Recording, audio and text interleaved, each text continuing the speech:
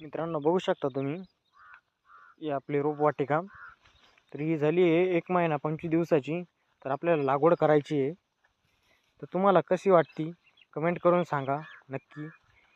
आणि काय अडचण असल्यास तुम्हाला रोपाचे स्प्रे वगैरे लागत असतील तर मी तुम्हाला कोऑपरेट करू शकतो।